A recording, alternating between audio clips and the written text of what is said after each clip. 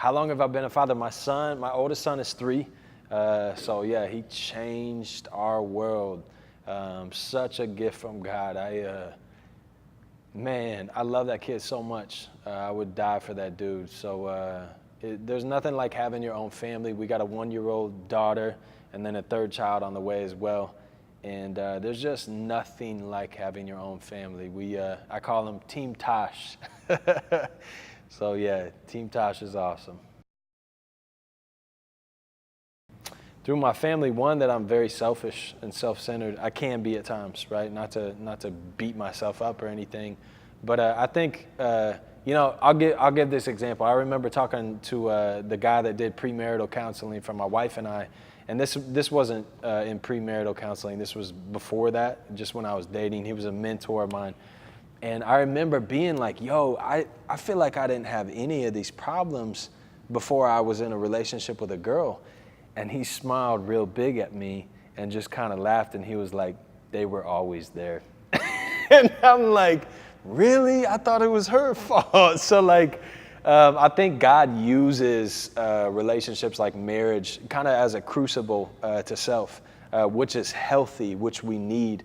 And then kids is another step of that. Life is not about me, and that's a beautiful thing. To have the responsibility to literally raise the next generation up, and to have a family is it's amazing. And then 2, he's taught me a lot of things, but the love of God. There is nothing that my son could do that would make me love him less. And there's nothing that my son could do that would ever change the fact that he's still my son by blood. So you think being adopted in and engraved into the family of God by grace through faith in Jesus, that whole big theological truth really comes to light when you have kids, and it's amazing. My son, has times where I teach him something and he just continues to mess up time and time and time again, right? For months. I'm like, bruh. I start to lose my patience. I'm human, but I look at God and I've done the same exact thing to God in my relationship with him.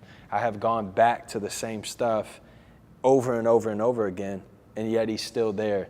He still calls me his son. He still says I'm loved. He still says nothing can ever separate you from my love. There's no condemnation for those that are in Christ. So verses like that, as far as the love of God, obviously I see it through a fallen, I'm broken, I'm a human, but how much more does a perfect God love his children if I can love my son that much? That's been the biggest thing that's stuck with me, when I feel like God is distant or I feel like God doesn't love me because I just blew it doing whatever, it's just false. He loves his children, and nothing can ever separate us from his love. The 3 most difficult things? Shoot. It's seasons. So initially, number 1, when they're newborn, is sleep deprivation. Okay, funny story. So my son was one that woke up a lot during the night, sometimes every hour on the hour, right? And when you wake up, you have to work. So not sleeping is whew. So I opened for Andy Mineo actually right after I had my son. And I remember just praying Lord, please speak through me. Cause I have no idea what's going on right now. I was so out of it, tired. I had a little pre-workout energy boost thing, and it did nothing because I just needed to go to bed. But yeah, man, God still, thankfully used me despite my weakness. So I would say that, and again, there's different phases. Patience, not being harsh with your children if they mess up. You don't want to wound your children, right?